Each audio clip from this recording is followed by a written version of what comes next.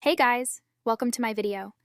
Today's video is about the comparison of the two of the most prominent democratic structures, the parliamentary system in the United Kingdom and the presidential system of the United States.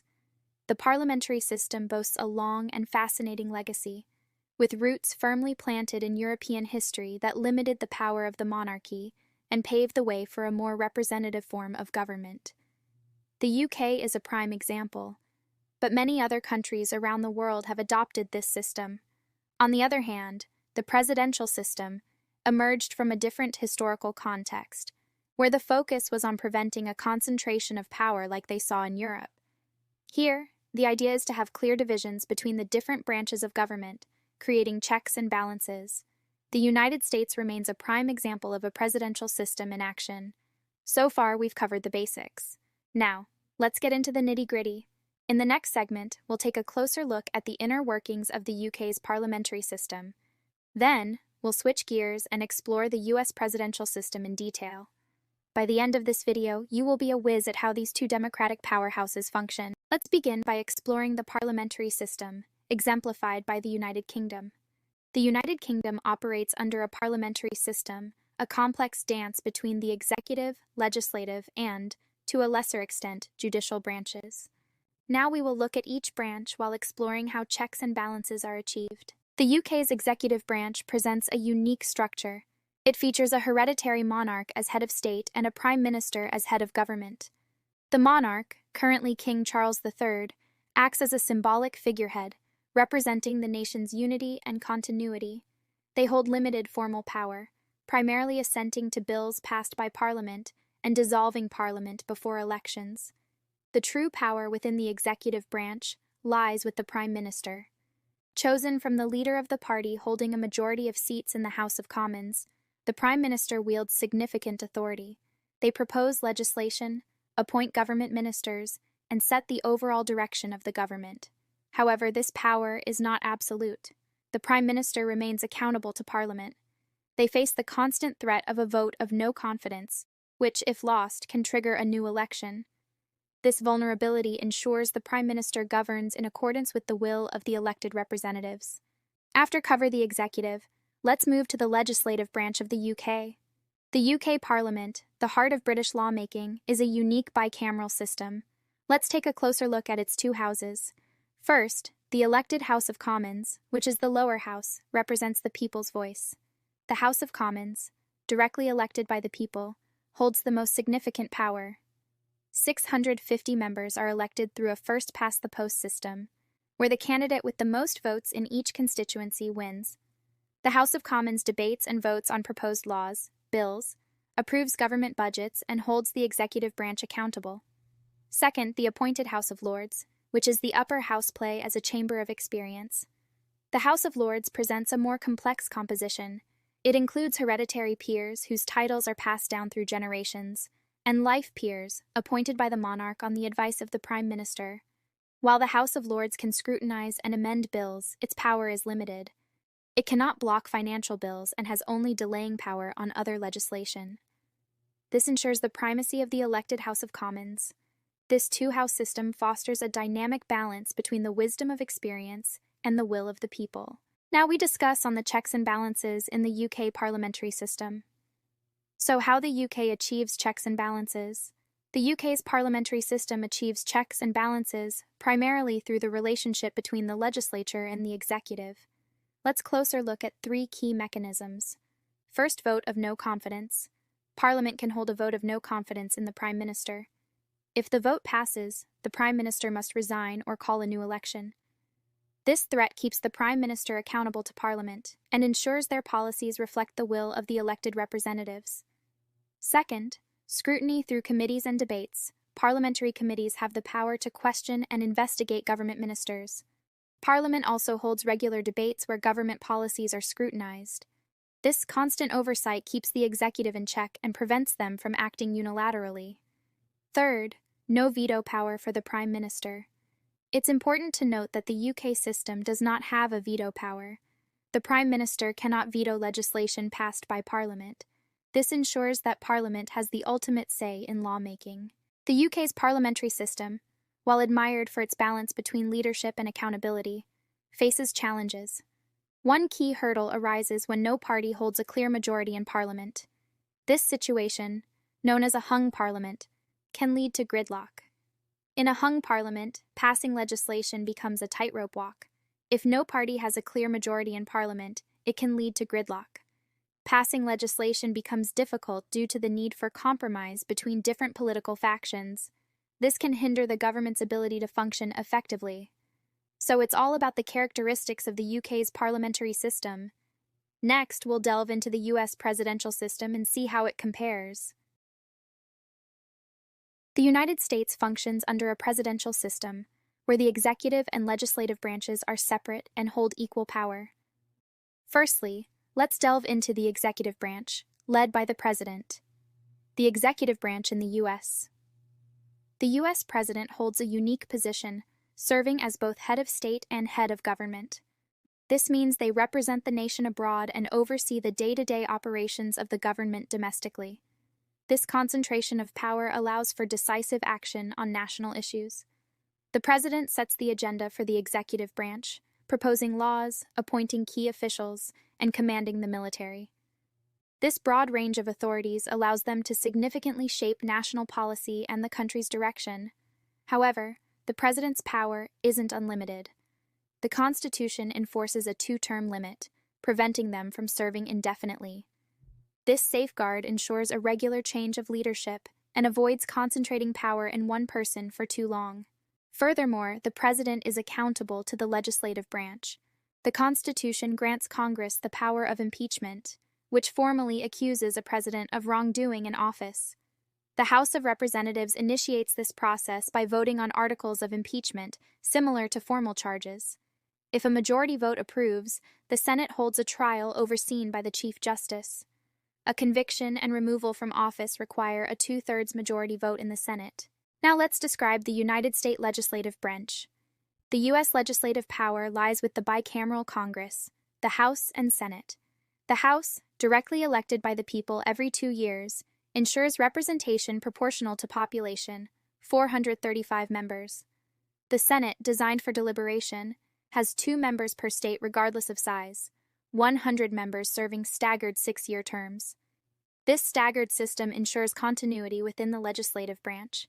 Congress plays a crucial role in shaping the nation's laws and policies. It holds the power to initiate and pass legislation, including bills raising taxes, authorizing spending, and regulating commerce. Furthermore, Congress approves the federal budget, outlining how government funds will be allocated.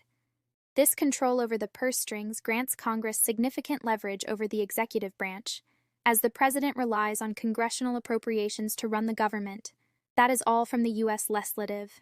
After the discretion of the executive and legislative, let's see how the U.S. achieved check and balance. Checks and balances in the U.S. system uphold through 2 mechanisms. First, veto power. The president can veto legislation passed by Congress. However, Congress can override a veto with a 2/3 vote in both houses, forcing the president to accept the legislation. This creates a dynamic where both branches must negotiate and compromise to enact laws. Second, congressional oversight. Congress has various tools to oversee the executive branch. Committees hold hearings to scrutinize the actions of government agencies and officials. Congress can also issue subpoenas to compel testimony and access to documents, ensuring transparency and accountability within the executive branch. Gridlock. Despite the inherent checks and balances, the system can become susceptible to gridlock, a situation where partisan divides prevent legislative progress. If the president and Congress belong to different political parties, reaching compromises on key issues can be difficult. Additionally, the requirement of a 2/3 majority to override a veto can create a high bar for Congress to overcome a president's objections. So, the U.S. presidential system is a structure built upon the principle of divided power. While the president wields significant authority, they remain accountable to Congress.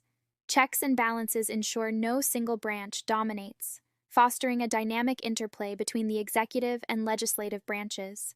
Now that we've explored both systems, let's see how they stack up in terms of effective government accountability and stability in the next part of the video. So, in this section, we will provide the comparison and analysis of both systems, focusing on effective government, government accountability, separation of powers, and democratic stability. Let's start. So, in the context of effective government, which system is better suited to address both pressing issues swiftly and develop long-term strategic plans? The US system with its separated powers, or the UK's parliamentary system with its unified leadership? So, the US system shines in times of clear leadership. When the president and Congress share a party, they can act like a well-oiled machine, swiftly passing laws and tackling urgent issues. This unified government fosters a clear direction and allows for streamlined decision-making. However, this strength becomes a weakness when partisan divides deepen.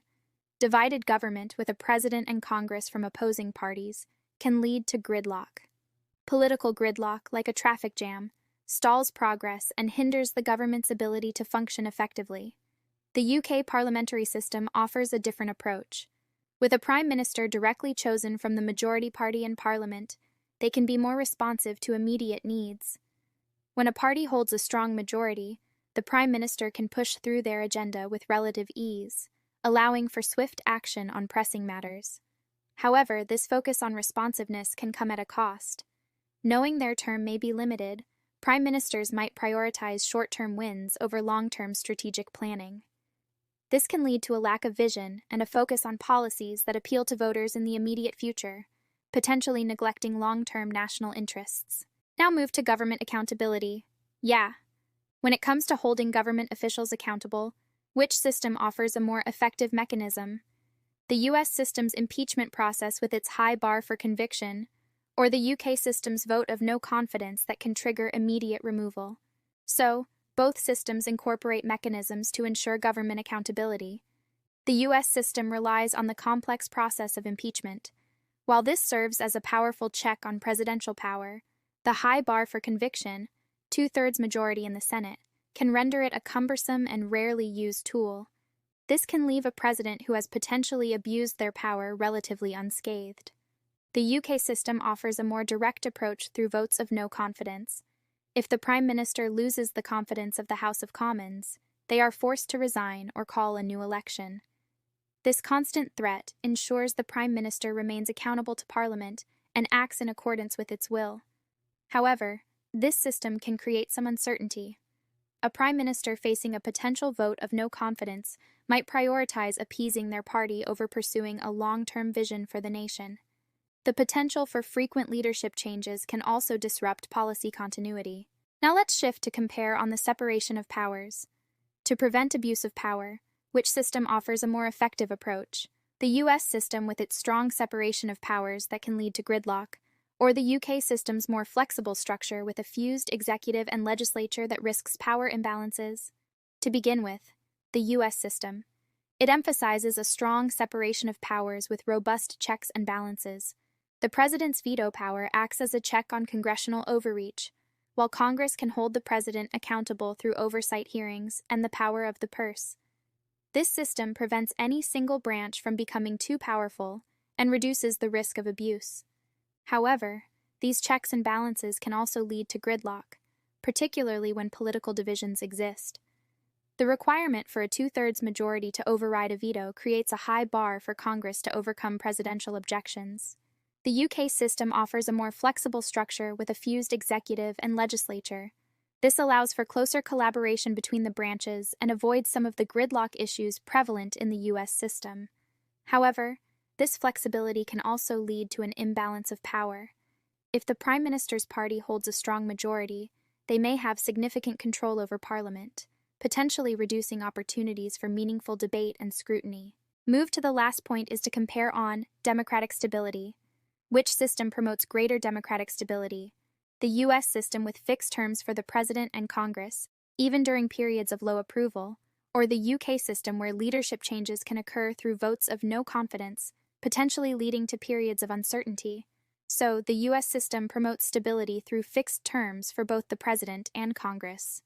This ensures a degree of predictability and prevents short-term political considerations from dictating policy choices excessively.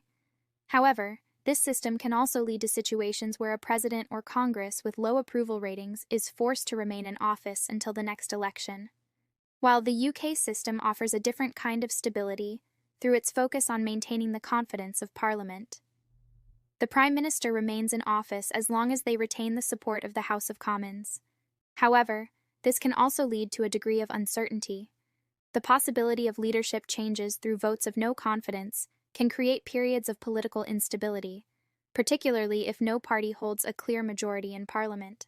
So both the US presidential and UK parliamentary systems offer unique strengths and weaknesses. Ultimately, the best system depends on a nation's specific needs and priorities.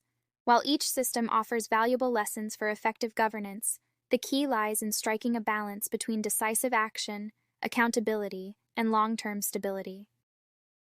Throughout this video, we have made an insightful analysis into the comparison of parliamentary and presidential systems, exploring their structures, strengths, and weaknesses.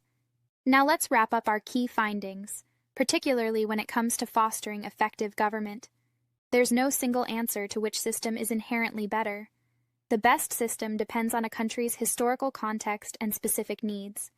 For instance, the US system, with its unified leadership when the President and Congress share a party, can be very effective in times of crisis or when there's a clear national vision. On the other hand, the UK's parliamentary system allows for quick action with a strong parliamentary majority behind the Prime Minister. This can be efficient for enacting policies. The US system, with its strong separation of powers, can prevent abuse of power, but it can also lead to delays and gridlock. The UK system, while more flexible, allows the Prime Minister to wield significant power with a strong majority, potentially creating concerns about concentrated power. Both systems have mechanisms for checks and balances, but they differ in their approach. So, there's no perfect system. Each has its advantages and disadvantages. The best system for a country depends on its unique history, culture, and challenges. And our video has come to an end. Don't forget to leave us with a final question for you to consider. What aspects of each system would you prefer in your own government? Would you value the decisiveness of unified leadership or the direct accountability of a vote of no confidence? You can share your thoughts in the comments below and let's keep the conversation going. Thank you for watching. See you next video and good night.